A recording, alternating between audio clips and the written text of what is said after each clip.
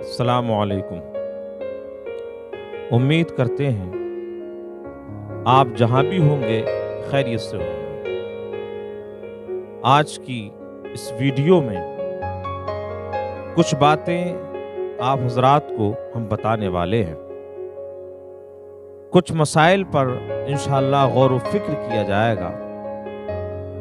آج کے وقت میں جب مقتدی ایک وقت کی نماز یا 2 وقت کی نماز پڑھنا شروع کر دیتا ہے تو پھر وہ یہ سوچتا ہے کہ اب میں امام سے بڑا امام بن گیا۔ یہ ویڈیو بنانے کا مقصد یہ نہیں کہ ہم جو ہے وہ کسی کے دل کو تکلیف پہنچائیں، بلکہ اس ویڈیو بنانے کا مقصد صرف یہ ہے کہ آپ بھائیوں کو یعنی آپ تمامی بھائیوں کو کچھ مسائل کی معلومات ہو، دین کی آپ حضرات کو جانکاری ہو۔ تو جب مقتدی 1-2 وقت کا نمازی ہو جاتا ہے، پھر وہ مسجد میں آتا ہے اور اس کے بعد اگر الٹا لوٹا ہے تو بس امام پر چیخ پڑتا ہے اور کہتا ہے کہ امام صاحب یہ لوٹا الٹا کیوں ہے، یہ سیدھا کیوں نہیں ہے۔ طرح طرح کی باتیں امام پر لگاتا ہے، طرح طرح کی باتیں لے کر آتا ہے اور امام صاحب کو سناتا ہے۔ اگر ایک مسئلہ معلوم ہو جائے تو امام صاحب سے بار بار پوچھے گا اور یہ سوچے گا کہ ہو سکتا ہے یہ مسئلہ مجھے معلوم ہے، امام صاحب کو معلوم نہ ہو۔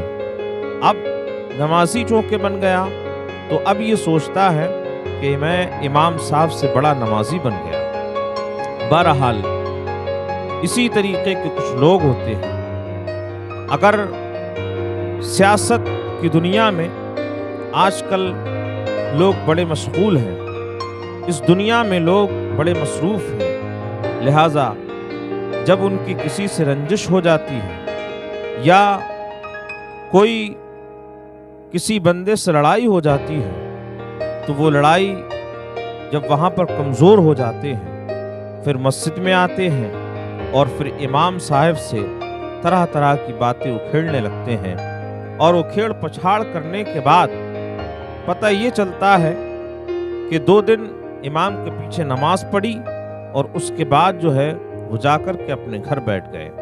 اب ان سے معلوم کیا جاتا ہے، ان سے پتہ کیا جاتا ہے آخر تم نے نماز کیوں چھوڑ دی؟ تو وہ کہتے ہیں کہ امام صاحب کے پیچھے میں نماز پڑھوں گا ہی نہیں، اس لیے کہ میری نماز ان امام صاحب کے پیچھے ہوتی ہی نہیں ہے، اس لیے میں نماز نہیں پڑھ رہا ہوں۔ بھلے ہی کسی کی رنجش ہو یا امام صاحب سے رنجش ہو گئی ہو تو سوال اس بات کا ہے کہ کیا نماز نہیں ہوگی کہ امام صاحب کے پیچھے اب نماز پڑھنا چھوڑ دی، یا کوئی رنجش ہو گئی تو کیا اب امام صاحب کے پیچھے نماز نہیں ہوگی؟ تو سوال اسی بات کا ہے۔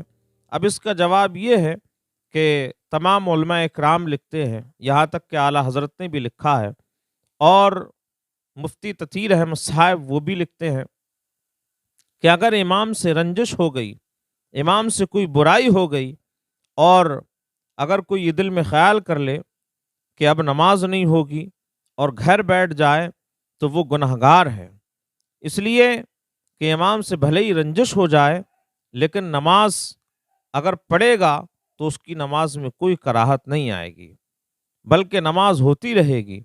اور یہاں تک کہ ویسے تو حدیث پاک میں آتا ہے کہ 3 دن سے زیادہ کوئی بھی ناراض نہ رہے، یعنی 3 دن کے اندر 3 دن سے پہلے جو پہلے بولے گا وہ جنت میں پہلے داخل ہوگا۔ تو آپ حضرات میری اس ویڈیو کو دیکھ رہے ہوں گے تو آپ یہ سوچ رہے ہوں گے کہ میں اس بات کو کیوں کہہ رہا ہوں۔ وجہ صرف یہ ہے کہ آج کے دور حاضر میں یہ چیزیں زیادہ پائی جاتی ہیں کہ بس امام سے 2-4 باتیں ہو جائیں، امام صاحب کی کوئی ذاتی رنجش تو ہوتی نہیں ہے، امام صاحب نے اس کی کھیتی تو جوتی نہیں ہے، امام صاحب نے اس کے جو ہے وہ 2-4 لٹ تو مارے نہیں ہیں، لیکن پھر بھی امام صاحب سے رنجش ہو جاتی ہے۔ بہرحال یہ وسوسے یہ سب شیطانی وسوسے ہیں۔ بہرحال شیطان کبھی یہ نہیں چاہتا ہے کہ بندہ نماز کی طرف آئے، بندہ جو ہے وہ عبادت کرے۔ بہرحال شیطان اس کے دماغ میں وسوسے پیدا کرتا ہے اور پھر جو ہے وہ امام سے رنجش کر لیتا ہے اور اپنے گھر میں بیٹھ جاتا ہے، پھر گنہگار ہوتا ہے۔ لہٰذا اس کا اثر جو ہے برا پڑتا ہے، اور لوگ بھی اس کو دیکھتے ہیں اور اس کے ذریعے اور لوگ بھی خواہ خواہی نماز کو چھوڑ دیتے ہیں۔ لہٰذا ان باتوں کا پرہیز کرنا چاہیے، ان باتوں سے بچنا چاہیے۔